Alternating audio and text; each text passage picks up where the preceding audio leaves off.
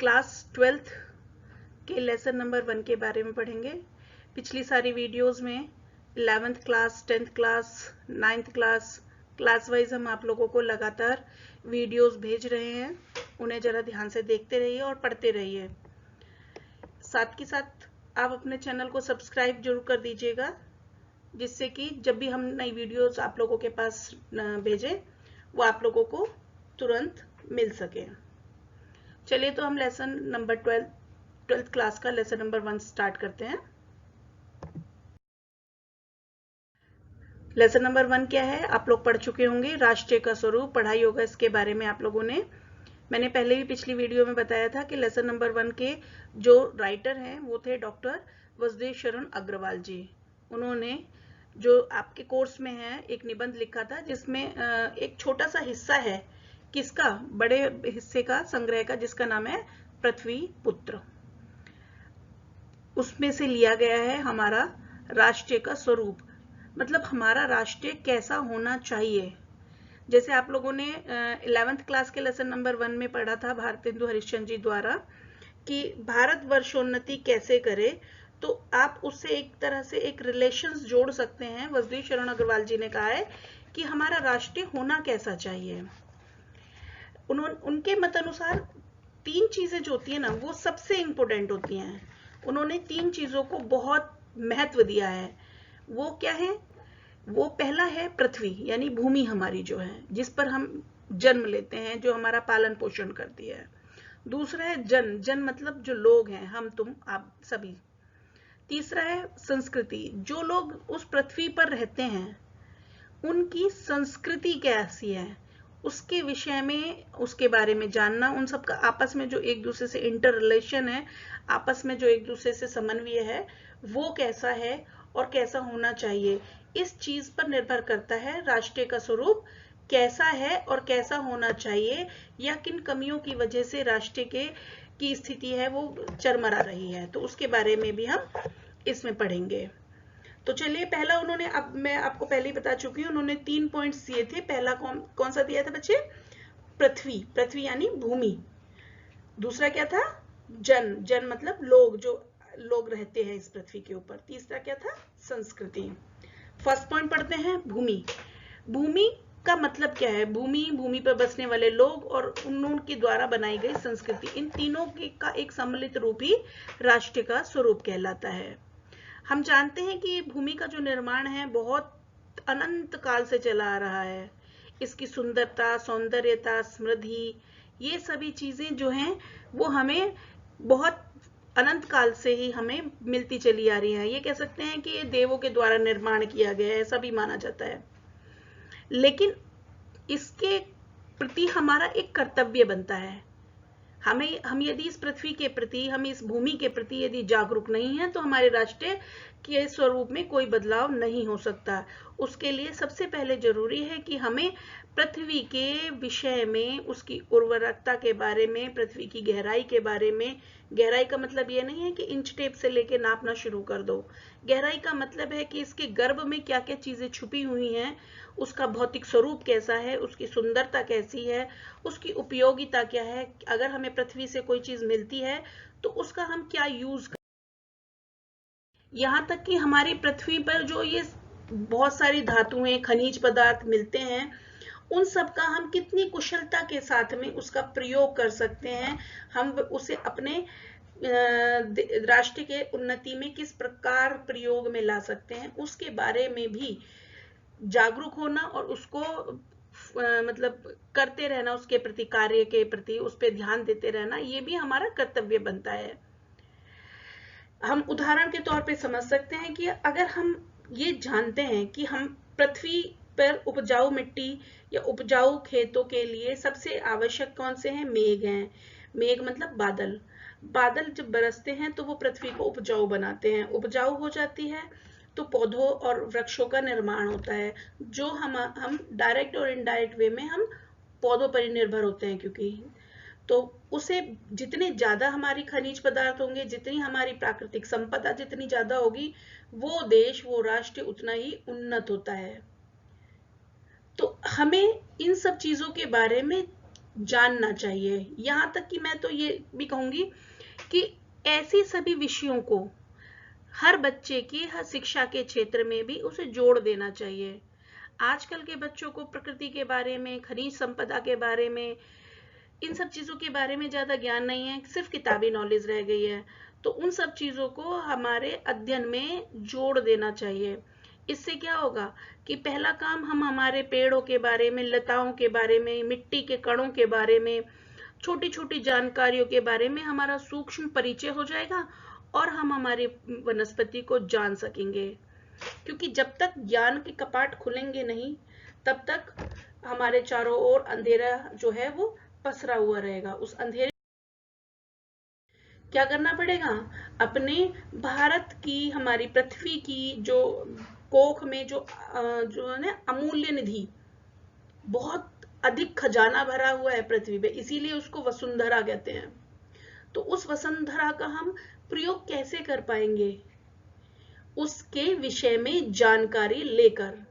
आप एक उदाहरण के तौर पर देख लीजिए कि जो नदी है वो लगातार बह रही है। अब उसके रास्ते में बड़े बड़े पहाड़ आते हैं, कितने मोटे मोटे पहाड़ हैं कि आप उसे हथौड़ा लेकर तोड़ने का प्रयास करेंगे तब भी नहीं टूटता। लेकिन आप ये देखिए कि पानी के बहाव से जरा सी देर में ही क्या करते हैं, वो छोटे छोटे टुकड़ों में टूट जाता है। मतलब बड़ा सा पहाड़ भी एक मिट्टी के चूरे की तरह बह जाता है। मिट्टी के कणों में, जो मिट्टी आप लोग सीमेंट वगैरह यूज करते हैं कि कितनी महीन होती है, कभी आप कंपैरिजन कर सकते हैं कि वो कभी इतना बड़ा विशाल पहाड़ रहा होगा। तो उसकी जो विषय में जानकारी है, हम उसके बारे में पढ़ें, सीखें, समझें। पहाड़ों से हम शिल्प कला के बारे में सीख सकते हैं, सौंदर्य को हम कर सकते हैं, एकत्रित कर सकते हैं। अजंता और एलोरा उसकी एक उदाहरण भी है। अब धूप किस हिसाब से निकलती है, कहाँ निकलती है, कितनी पड़ेगी, कैसे बारिश होगी, कहाँ सुंदरता होगी, इन सब का भी प्रभाव वहां पर उस देश के अंदर रहने वाले, चाहे वो स्त्री हो चाहे वो पुरुष हो, उसके रूप, मंडल, सौंदर्य, इन सब पर भी इसका प्रभाव पड़ता है। आप देख पा रहे होंगे कि जिधर की तरफ हमारा जो साउथ इलाका है वहां पर लोगों का रंग अक्सर थोड़ा काला रहता है, जबकि जो अब इन सब चीजों को ध्यान में रखते हुए, यदि पृथ्वी और आकाश के अंतराल में इतनी सारी चीजें भरी हुई हैं, हमारे सागर हैं, नक्षत्र हैं, जल है, रत्न है, राशियां हैं, चेतन और अवचेतन, पता नहीं कितनी सारी चीजों के विषय में हम यदि वर्णन करें तो वो असीमित है, जिनका वर्णन इस छोटी सी वीडियो में हम नहीं कर सकते हैं। तो आप जो आपकी दृष्टि से नजर आता है वो सभी चीजें कहीं ना कहीं पृथ्वी के में से जुड़ी हुई हैं। अब इन सब चीजों में सबसे ज्यादा इफेक्ट किस चीज का पड़ता है, अगर हम अपने आप को, विज्ञान को, हमारे विज्ञान और पृथ्वी, यदि ये दोनों ही मिल जाएं, पृथ्वी के विज्ञान के बारे में यदि हम समझ सकें, और तो हम उसमें तरक्की कर पाएंगे, हम उसमें प्रगति कर पाएंगे, कार्य कर पाएंगे। और यदि हम कर पाएंगे तो राष्ट्र की उन्नति, भौतिक रूप से, मैं भौतिक रूप की बात कर रही हूँ, तो भौतिक रूप से भी तरक्की कर पाएंगे हम लोग। अब जब तरक्की होती है ना, तो क्या होता है, प्रसन्नता भी होती है और उत्साह बढ़ता है। तो वो हर रोज बढ़ेगा। देश जैसे जैसे तरक्की करता है वैसे वैसे ही लोगों के अंदर इंटरनल कॉन्फिडेंस जो होता है वो बढ़ता है और वो उससे और ज्यादा आगे बढ़ने का प्रयास करते हैं। ऐसा सभी के साथ में होता है ना। जैसा हम लोग क्या करते हैं, जब हमारे पास पैसा थोड़ा आता है तो हम थोड़ी और मेहनत करते हैं, जब हम थोड़ा और मेहनत करते हैं तो और पैसा आता है, फिर हम और मेहनत करते हैं, तो एक मोरल सपोर्ट हो जाता है, फीडबैक मिल जाता है। तो यदि हम राष्ट्र अपनी भूमि के बारे में थोड़ा सा अध्ययन करना शुरू करेंगे तो हमें इसका फीडबैक अवश्य मिलेगा। अब दूसरे पॉइंट के बारे में पढ़ते हैं कि दूसरा पॉइंट क्या था, जन, वेरी गुड, इसका मतलब ध्यान से पढ़ रहे हो, वेरी गुड, शाबाश। दूसरा जो है वो है जन। जन मतलब जो पृथ्वी का सबसे दूसरा मुख्य भाग जो है राष्ट्र के लिए, वो है मनुष्य है। जो पृथ्वी हो और मनुष्य ना हो ऐसा तो संभव ही नहीं है। तो पृथ्वी पर मनुष्य की कल्पना अनिवार्य रूप से है, मतलब पृथ्वी चलेगी ही मनुष्य के द्वारा। तो अब वो क्या कहते हैं, अगर भूमि माता है तो हम कौन हुए, उसके पुत्र हुए, यानी कि हम लोग क्या हैं, उसके पुत्र या पुत्री, ठीक है ना। भूमि माता है, मैं उसका पुत्र हूं, ऐसा किसने कहा है, नाम बताओ उनका, वसुदेव शरण अग्रवाल जी, शाबाश। लेकिन अभी उनका क्या है, उसकी राष्ट्रीयता की कुंजी क्या है, लोगों के हृदय में इस चीज का अनुभव भी होना चाहिए। हम देश की तरक्की के बारे में नहीं सोचते, राष्ट्र के अंकुरण के बारे में नहीं समझते, वायुमंडल के बारे में नहीं समझते, सिर्फ और सिर्फ क्या ज्ञान जानना चाहते हैं, क्या ज्ञान प्राप्त करना चाहते हैं कि हमारा उन्नति कैसे हो, हमारी उन्नति कैसे हो, हम कैसे तरक्की करें। आप लोग एक चीज क्लियर होनी चाहिए कि यदि हर मनुष्य तरक्की करेगा तो समाज तरक्की करेगा। हम सिर्फ अपने बारे में सोचते हैं, न आसपास के बारे में सोचते हैं, न पृथ्वी के बारे में सोचते हैं, न चेतन न अवचेतन न जड़ न चेतन, किसी भी विषय में हम नहीं बात करते। केवल क्या सोचते हैं, हम सिर्फ अपने बारे में सोचते हैं। यदि हम सब इन सब चीजों की भावनाओं से दूर होकर हम हमारे कर्तव्यों का पालन करना शुरू कर दें, और जो हमें अधिकार मिले हैं, एक माता के प्रति एक पुत्र का जो कर्तव्य है वो उसका अधिकार क्षेत्र में भी है। हम चाहते हैं कि पृथ्वी से हमें खनिज तो मिल जाए, हमें सब कुछ मिल जाए, लेकिन हम पृथ्वी के लिए कुछ ना करें। जब हम हमारी माता के लिए सब कुछ करने के लिए तैयार होते हैं तो पृथ्वी भी हमारी माता है।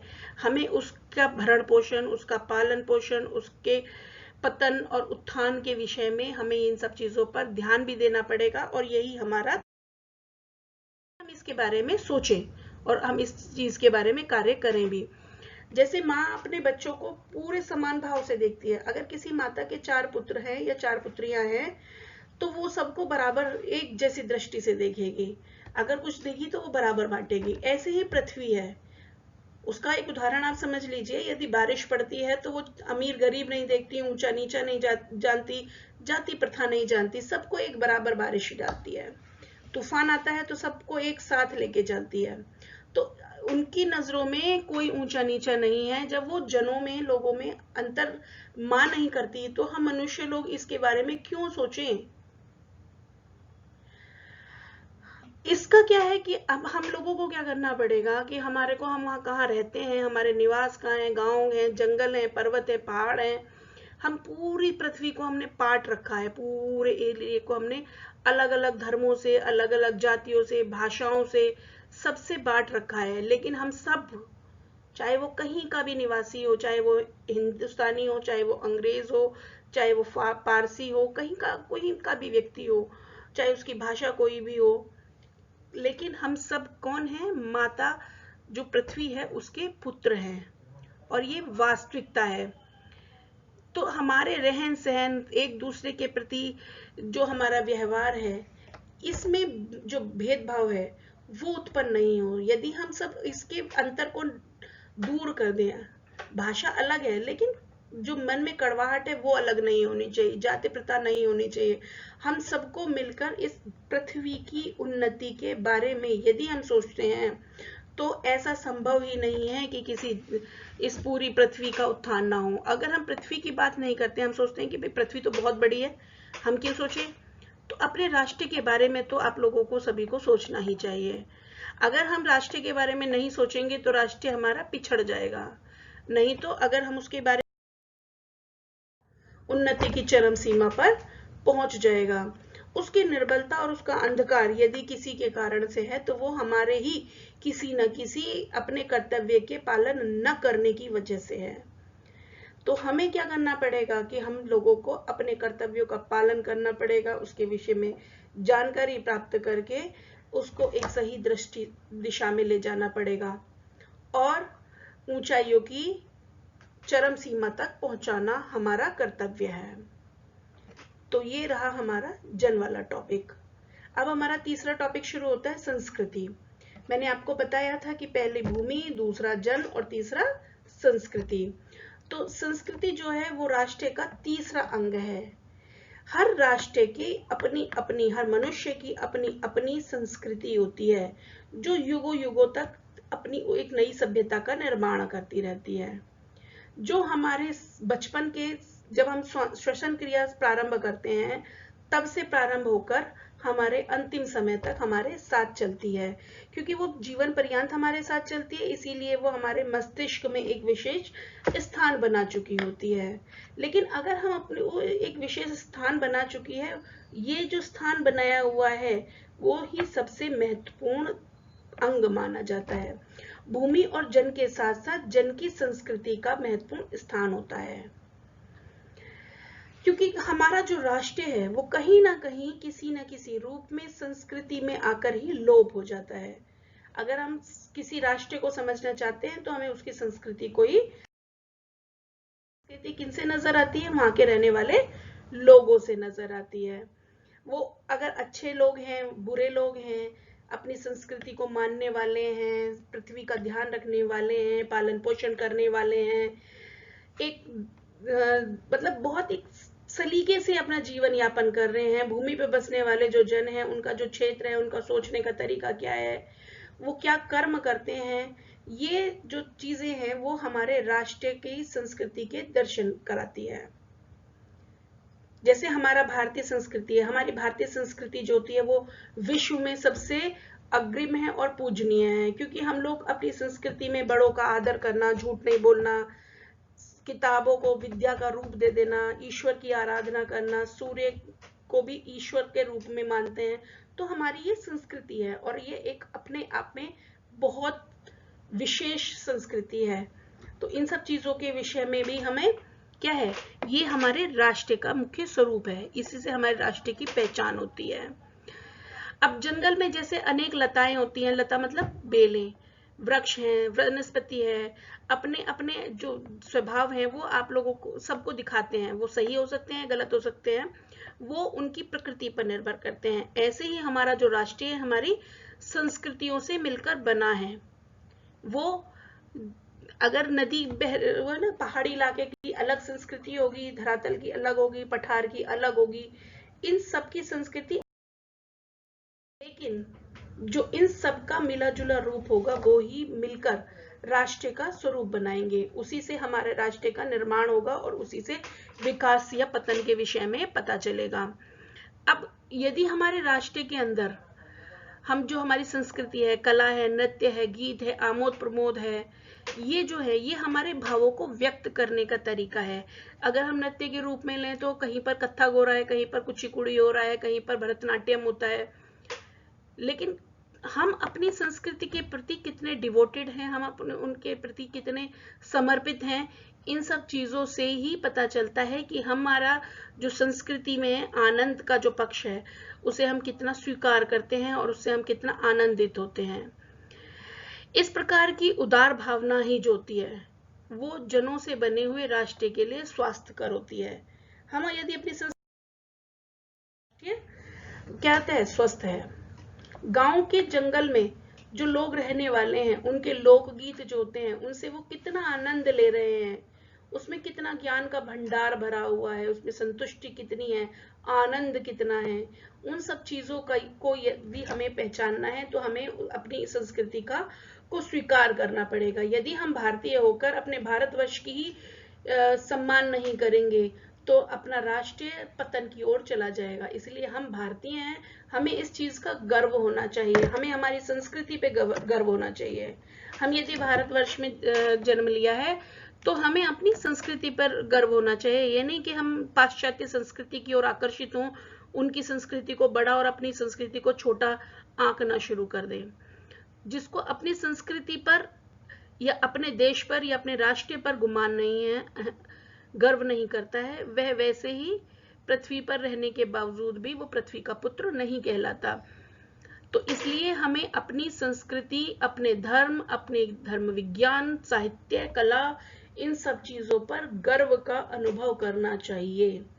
यदि हम ऐसा करते हैं तो हमारा राष्ट्र जो होगा वो जब भूत वर्तमान को जकड़ कर नहीं रहना चाहता, मतलब कि जब हम प्राचीन संस्कृति को नहीं अपनाना चाहते वरन अपने वरदान से पुष्ट करके उसे आगे बढ़ाना चाहते हैं, यानी कि हम कुछ जो बुरी प्रथाएं हैं उनको पीछे छोड़कर लेकिन जो अच्छी प्रथाएं हैं उनको आगे बढ़ाते हैं और उसे तरक्की की ओर ले जाते हैं, तभी हमारा राष्ट्र तरक्की करेगा और ऐसी सभी चीजों को जो हमारा राष्ट्र है उसे स्वीकार भी करेगा। ऐसी चीजों का स्वागत हमेशा बना रहता है। तो ये आपका lesson number first 12th class का है, जो लिखा गया है वसुदेव शरण अग्रवाल जी के द्वारा। तो मैं समझ में आ गया होगा। एग्जाम्स के दृष्टिकोण से ये बहुत इंपॉर्टेंट है। इसके पैराग्राफ आपके एग्जाम्स में बहुत आते हैं। इसे लगातार देखते रहिए, सब्सक्राइब कीजिए और जो बेल है उसको साथ में दबा देना। ठीक है, ओके बच्चों।